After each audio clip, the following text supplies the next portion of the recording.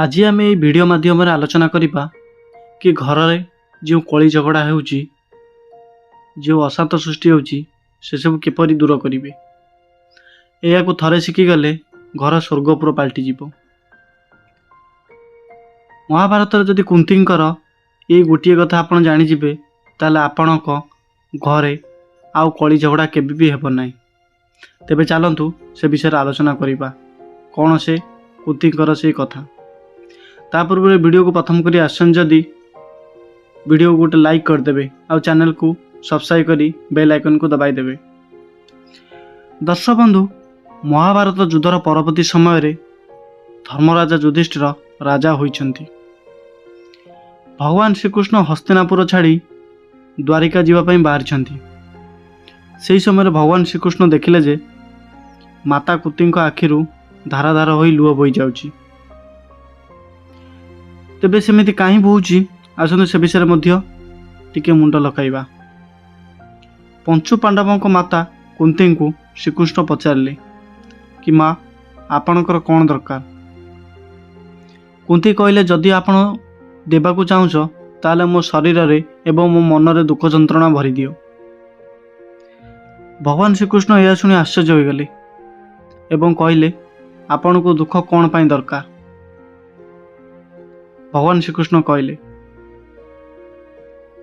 जे दुखर समय तो चलीगला। युद्ध पर आपणक पुत्र युधिष्ठिर एवं राजा हो गले। तेबे तो आपणक जीवन में खाली सुख ही सुख। यापर कुंती कहले आपण जेउठी नाहंती सेठारे केउ सुख। यापर देवी कुंती एकथा भी कहले जे जेउंटारे भगवान थांती सेठारे सुख थाए। भगवान जेतेबेले काहाकू छाड़ी चली जिबे सेठारे कौनसी सुख न थाए। जेउठारे स्नेह प्रेम श्रद्धा भल पाइबा नहीं सेठारे मनीष जीवनर किछि मूल्य भी न थाए। दर्शक बंधु, आजिर दुनिया रे अनेक लोकों पाखरे टंका रही धन संपत्ति रही किंतु काहा मध्य स्नेह एवं भल पाइबा नहीं। टंका द्वारा आमे अन्य को किनी पारिबा किंतु अन्य को बेस भल भावे जानी पारिबा नहीं। अन्य को केवल स्नेह एवं भल पाइबारे जानिबा नहीं। तेणु आपण अन्य मानकु स्नेह एवं भल पाइबा दियंतु।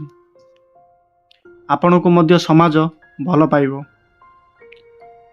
परिवार रे जदि समस्ते समस्त को स्नेह एवं प्रेम दियंती भल पाइबा दियंती ताहले परिवार एवं समाज सुखरे जीवन अतिबाहित करिबो।